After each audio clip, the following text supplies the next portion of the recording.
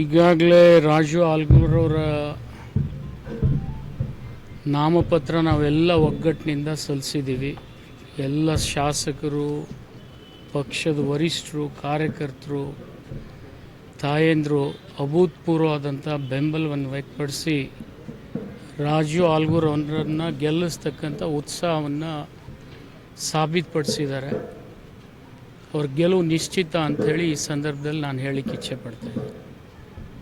ಮತ್ತೇನಿದೆ ಹೇಳಿ. ಬಾಗಲಕೋಟೆಯಲ್ಲಿ ನೀವು ಬಾಗಲಕೋಟೆ ನಿರಂತರ ನೋಡ್ತಾ ಇದ್ದೀರಿ. ಮೊನ್ನೆ ಬಸನಗೌಡರು 3 ಲಕ್ಷ ಅಂದರು, ನಿನ್ನೆ ಕ್ಯಾಂಡಿಡೇಟ್ನೇ 2 ಲಕ್ಷ ನಿಮ್ಗೆ ಗೆಲ್ತೀವಿ ಅಂದರು. 1 ಲಕ್ಷ 2 ದಿನದಾಗ ಕಡಿಮೆ ಆಗಿಬಿಟ್ಟது. ಕ್ಯಾಂಡಿಡೇಟ್ಗೆ ಹೇಳಿದ್ದು ಬೇರೆ ಮತ್ತು ಸ್ಟಾರ್ ಪ್ರಚಾರಕರು ಹೇಳಿದ್ದು ಬೇರೆ.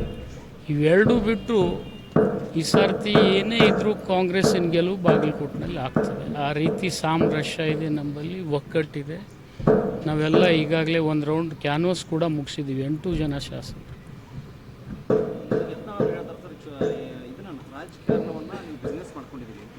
ನಿಮ್ಗೆ ಎಲ್ಲರ ದಾಖಲೆ ಇದ್ರೆ ಕೊಡಿ. ತಾವು ಒಬ್ಬರು ಪತ್ರಕರ್ತರಲ್ಲ, ರಿಸರ್ಚ್ ಮಾಡ್ಬೋದಿತ್ತು ನೀವು. ಅವ್ರು ದಿನದಿಂದ ಬಿಸ್ನೆಸ್ಸೇ ಮಾಡ್ತಾರೆ. ಅವರು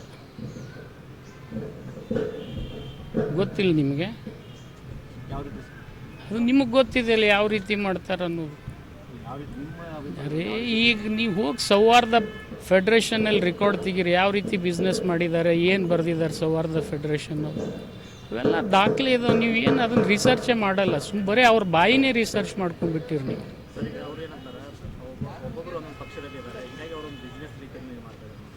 ನೋಡಿ, ನಾನು ನಿಮಗೆ ಭಾಳ ಸ್ಪಷ್ಟಪಡಿಸ್ತೀನಿ. ನನ್ನ ಮನೆಯಲ್ಲಿರ್ತಕ್ಕಂಥ ನನ್ನ ಮಗನ ಆದಿಯಾಗಿ ನಾನು ಇದೇ ಪಕ್ಷಕ್ಕೆ ಓಟ್ ಹಾಕಂತ ಹೇಳಕ್ಕೆ ಬರೋದಿಲ್ಲ, ಇದೇ ಪಕ್ಷದಲ್ಲಿ ಇರ್ರಿ ಅಂತ ಹೇಳಕ್ಕೆ ಬರೋದಿಲ್ಲ. ಅದು ಅವರವರ ಅವಿಭಕ್ತ ಸ್ವಾತಂತ್ರ್ಯ. ಅದು ನಿಮ್ಗೆ ಅದನ್ನು ವಿಷಯ ಮಾಡಬೇಕಾಗಿದೆ, ಏನು ಅಭಿವೃದ್ಧಿ ವಿಷಯ ಮಾಡಿ ಪ್ರಶ್ನೆ ಕೇಳಬೇಕಾಗಿದೆ. ಯತ್ನಾಳವ್ರು ಏನು ಅಭಿವೃದ್ಧಿ ಮಾಡಿದ್ದಾರೆ ಅದನ್ನು ಹೇಳಿ. ಕೇಂದ್ರ ಮಂತ್ರಿಗಳಿದ್ದಾಗ ಏನು ಮಾಡಿದ್ದಾರೆ ಅವರು? ಬಿಜಾಪುರ ನಗರದ ಶಾಸಕರಾಗಿ ಏನು ಮಾಡಿದ್ದಾರೆ? ಅವ್ರ ಕೊಡುಗೆ ಏನು? ನೀವು ಅದನ್ನು ಬಿಡ್ತೀರಿ. ಅವ್ರು ಬರೀ ಬೈದಿದ್ದೇ ಭಾಳ ದೊಡ್ಡ ಪ್ರಚಾರ ಮಾಡ್ಕೊತ ಕೊಡ್ತೀರಿ ನೀವು. ಇದನ್ನೆಲ್ಲ ಬಿಟ್ಬಿಡ್ರಿ, ಅಭಿವೃದ್ಧಿ ಬಗ್ಗೆ ಸ್ವಲ್ಪ ಕೇಳ್ರಿ.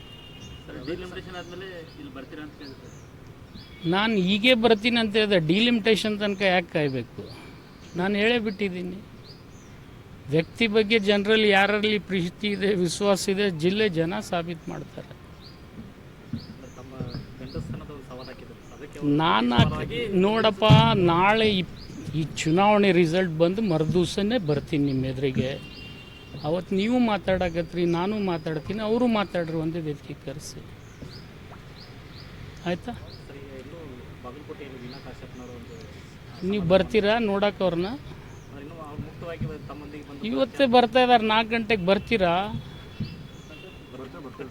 ಬನ್ನಿ. ಮತ್ತೆ ಸುಮ್ಮನೆ ಒಂದು ವ್ಯಕ್ತಿ ಮೇಲೆ ಕಾಂಗ್ರೆಸ್ ಪಕ್ಷ ನಿಂತಿಲ್ಲ. ನಾನು ಕೂಡ ಕಾಂಗ್ರೆಸ್ಸಿಗೆ ಅನಿವಾರ್ಯ ಅಲ್ಲ. ಇದು ಒಂದು 100 ವರ್ಷದ ಪಕ್ಷ ಇದೆ. ಪಕ್ಷದಲ್ಲಿ ಭಾಳ ಜನ ಬರ್ತಾರೆ ಹೋಗ್ತಾರೆ. ನಿಮಗೇನು ಒಟ್ಟು ಅದೊಂದು TRP ಹೆಚ್ಚು ಮಾಡ್ಕೊಳಕ್ಕೆ ಒಂದು ಹೆಸರು ಜಪಿಸ್ತಾ ಇದ್ದೀರಿ ನೀವು. ಬರೀ ನೀವು ಯಾಕೆ ಕೇಳ್ತಾ ಇದ್ದೀರಪ್ಪ? ಬನ್ನಿ ನೋಡಬೇಕಾಗಿತ್ತು ಅವ್ರಿಗೆ. ಅಂದ್ರೆ ಅವ್ರ ಮನೆಯವ್ರು ನೋಡಲಿಲ್ವಾ? ಮೊನ್ನೆ ನಾಮಿನೇಷನ್ ದಿವಸ ಏನು ಹೇಳಿದ್ರು ಅವರು?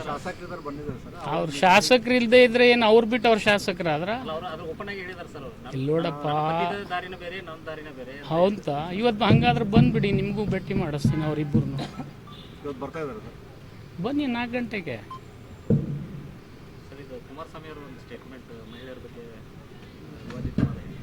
ಅಲ್ಲ, ನೀವಿನ ಈಗೇನು ಹೇಳಿದ್ರಿ, ಕುಮಾರಸ್ವಾಮಿ ಪಾಕಿಸ್ತಾನ ಆಗ್ತದೆ ಅಂತ ಹೇಳಿದ್ರಿ. ರೇವಣ್ಣ ಅಂದರೆ ಕಾಂಗ್ರೆಸ್ ಸಂಪೂರ್ಣವಾಗಿ ಬಂತು ಅಂದರೆ ಗ್ರಾಮ ಪಂಚಾಯತಿ ಹಿಡ್ಕೊಂಡು ಎಲ್ಲ ಕಡೆನೂ ಪಾಕಿಸ್ತಾನ ಜಿಂದಾಬಾದ್ ಅಂತಾರೆ. ಅವ್ರಿಗೆ ಘೋಷಣೆ. ಪಾಕಿಸ್ತಾನದಲ್ಲಿ ಅಹಿತಕರ ಘಟನೆ ಆದಾಗ ಬಾಂಗ್ಲಾದೇಶ ಸೃಷ್ಟಿ ಮಾಡಿದವ್ರು ಯಾರು? ಶ್ರೀಮತಿ ಇಂದಿರಾ ಗಾಂಧಿ ಅವರು. ಪಾಕಿಸ್ತಾನ ಯಾವಾಗ ತಲೆ ಎತ್ತದೆ ಅವಾಗ ಹಿಂದೂಸ್ತಾನ ಉತ್ತರ ಕೊಟ್ಟಿದೆ. ಅದು ಕಾಂಗ್ರೆಸ್ಸಿನ ಕಾಲದಲ್ಲಿ. ಬರೀ ನೀವು BJPದು ಒಂದು 4 ಪುಲ್ವಾಮಾ ತೊಗೊಂಡು ಮಾತಾಡ್ತೀರಿ, ಏನಾಗೋದು ಅದರಿಂದ? ಪಾಕಿಸ್ತಾನ ಸೋಲಿಸಿದ್ದವರೇ ಇಂದಿರಾ ಗಾಂಧಿ ಅವರು.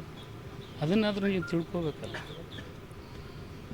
ಈಸ್ಟ್ ಪಾಕಿಸ್ತಾನ ಕ್ರಿಯೇಟ್ ಮಾಡಿ ಬಾಂಗ್ಲಾದೇಶ ಮಾಡಿಕೊಟ್ಟವ್ರು ಯಾರು? ಸರ್, ಈಗ ಅವಳಿ ಜಿಲ್ಲೆಗೆ ನಿಮ್ಮ ರಾಜ್ಯ ರಾಷ್ಟ್ರ ನಾಯಕರ ಚುನಾವಣಾ ಪ್ರಚಾರಕ್ಕೆ ಬರೋ ಏನಾದ್ರು ಟೈಮ್ ಸಿಗ್ತಾ ಇದೆ? ನಮ್ಮ ರಾಷ್ಟ್ರದ ನಾಯಕರು ಬರದೇ ಇದ್ದರೂ ಕೂಡ ನಾವು ಗೆಲ್ತೀವಿ ಅನ್ನತಕ್ಕಂಥ ಆತ್ಮವಿಶ್ವಾಸ ನಮಗಿದೆ. ಯಾಕಂದರೆ ನಿಮ್ಗೆ ಗೊತ್ತಿದೆ, ಇದೇ ವಿಧಾನಸಭೆ ಚುನಾವಣೆಯಲ್ಲಿ ನೀವು ಏನೇನೋ ಬರೆದಿದ್ರಿ, ಆದರೆ ಆಯ್ತೇನು 136 ಸೀಟ್ ನಾವು ಗೆದ್ವೋ ಇಲ್ವೋ? ಈ ಗ್ಯಾರಂಟಿಗಳು ಕೂಡ ರಾಜ್ಯದಷ್ಟೇ ಅಲ್ಲ, ದೇಶದ ಗ್ಯಾರಂಟಿಗಳು ಕೂಡ ಇವತ್ತು ನಮ್ಮ ಪ್ರಣಾಳಿಕೆಯಲ್ಲಿದ್ದಾವೆ. ಜನ ದೇಶದಲ್ಲಿ ಬದಲಾವಣೆ ಬಯಸ್ತಾರೆ. ಬಿಜಾಪುರ, ಬಾಗಲಕೋಟೆ, ಹಾವೇರಿ 3 ಕಡೆ ನಾವು ಗೆಲುವನ್ನು ಸಾಧಿಸ್ತೀವಿ. ರಿಸಲ್ಟ್ ಆದಮೇಲೆ ನಿಮ್ಮ ಎದುರಿಗೆ ಬರ್ತೀವಿ. 2,000 ರೂಪಾಯಿನಲ್ಲಿ ಒಂದು ಮಗು ಕೂಡ ದಾರಿ ತಪ್ಪೋದಿಲ್ಲ. ಅವರು ಬೀಜ್ನ ಹೇಳಿನಲ್ಲ, ಕುಮಾರಸ್ವಾಮಿ ಅವರು ಬಿಜೆಪಿ ಹೋಗಿ ದಾರಿ ತಪ್ತಾ ಇದ್ದಾರೆ. ಈ ತಪ್ಪಿದಾರ ಅವ್ರನ್ನ ಟ್ರ್ಯಾಕ್ ಮೇಲೆ ತೊಗೊಂಬನ್ನಿ ಸ್ವಲ್ಪ ನೀವು.